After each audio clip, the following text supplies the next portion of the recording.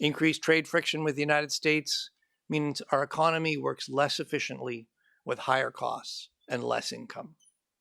This is more than a cyclical downturn. It's a structural transition. Monetary policy cannot restore lost supply, but it can help the economy adjust as long as inflation is well controlled. The Bank of Canada is focused on ensuring Canadians continue to have confidence in price stability through this period of global upheaval. Inflation has been around 2% for more than a year now.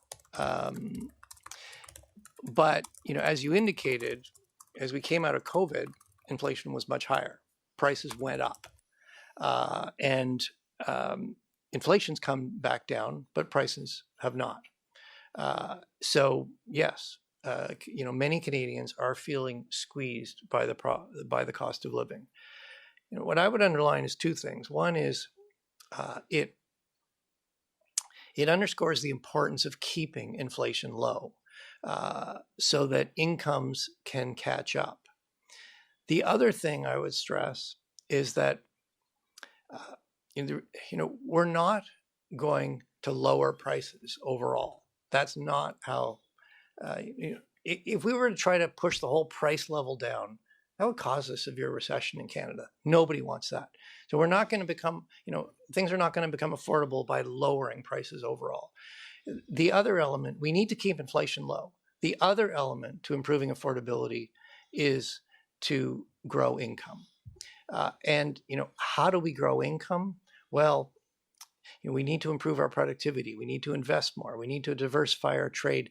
That's what's going to grow income.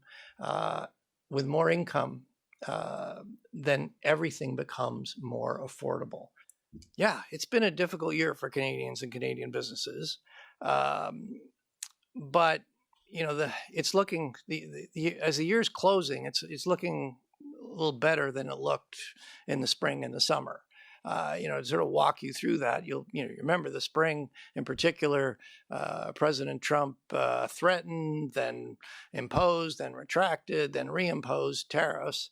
As I have already spoken to, fortunately, the average tariff rate that Canada faces with the United States is among the lowest in the world. We've got some sectors that are hit really hard, but outside of those sectors, you can still trade largely tariff-free with the United States. And yes, through that spring and summer period, the R word people were talking about was recession. And we published scenarios where there were certainly scenarios for U.S. tariffs that could have pushed the Canadian economy into recession.